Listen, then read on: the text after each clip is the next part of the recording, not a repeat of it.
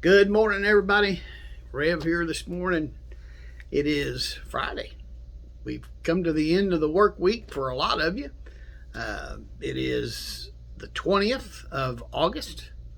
I hope that you're safe and well and blessed this morning. I hope that you are ready to be a witness, because God is going to give you those opportunities today. I hope you've had a good week. I do appreciate you tuning in this morning or this afternoon or this evening. I appreciate some of you sharing these videos. I appreciate that very much, because the more we share, the more people that we can reach. I appreciate you guys joining in for this time of devotion. I'm going to read to you just a couple of verses here, but I'm going to kind of go into it a little more as we go. This is from the book of Ruth. I want to read from Ruth. This is chapter 1, beginning with verse 3. Now Elimelech, Naomi's husband, died, and she was left with her 2 sons.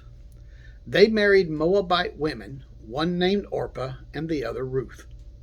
After they had lived there about 10 years, both Mahlon and Chilion also died, and Naomi was left without her 2 sons and her husband. May God add his blessing to the reading and hearing of his word this morning. Naomi's life at one point was going well. She had a great husband. She had 2 fine sons who had 2 wonderful wives. But then the unthinkable happened. Her husband died. And just a short time later, both her sons died. So her and her daughter-in-laws found themselves in the midst of shattered dreams. I mean, this just wasn't how life was supposed to turn out. So how did Naomi react to her situation? Well, if we go on down to verse 13, we find out that things are far more bitter for me than for you, because the Lord himself has raised his fist against me. This is what Naomi said. So we see her true feelings about this whole situation. You know, how could a loving God let this happen? And she went on to say, she says, "Don't call me Naomi. Instead, call me Mara, for the Almighty has made life very bitter for me. I went away full, but the Lord has brought me home empty. Why call me Naomi when the Lord has caused me to suffer and the Almighty has sent such a tragedy upon me?" Wow. She didn't hold anything back, did she? Now, Mara means bitter. And we find the word Mara in a few other places in Scripture. In Exodus chapter 15:23, it says, when they came to Mara, they could not drink its water because it was bitter. That's why the place is called Mara. It's also found in Numbers chapter 33. Naomi knew where she was spiritually. She was bitter toward this so-called God of love.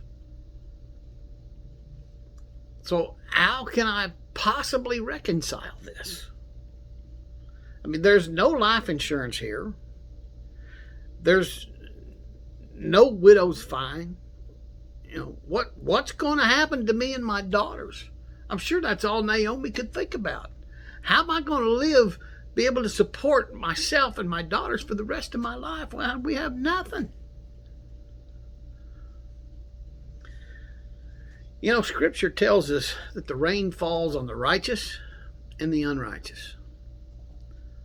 Well, Naomi and Ruth moved to a community where some of her relatives lived. And Ruth, she goes out to work in the fields to put food on the table. And she just so happens to work in the field of this wealthy farmer by the name of Boaz.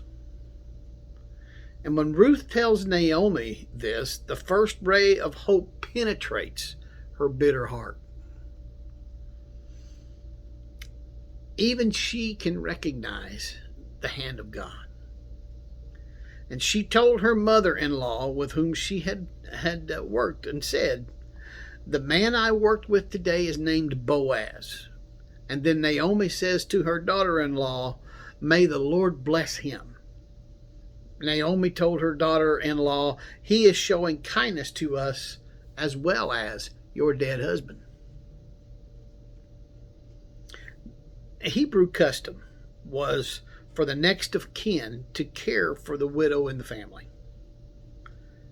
Boaz was to be this man. He would eventually marry Ruth, and she would bear a son. His name was Obed.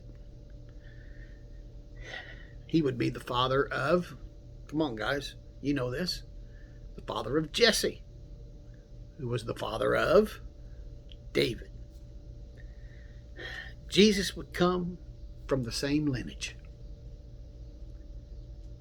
You see, friends, shattered dreams can lead to a world-impacting destiny.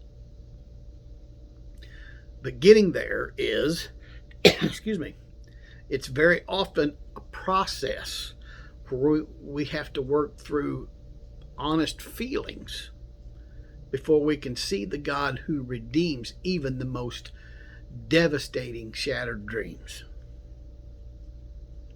Events don't happen by luck. They don't happen by coincidence. God is working in your life in ways that you may not recognize right off the bat. So just have faith that God is directing our lives for His purpose. I'm Pastor Mark. Love you guys. Be safe, be well, be blessed, be strong. Go do something for Jesus. See you tomorrow.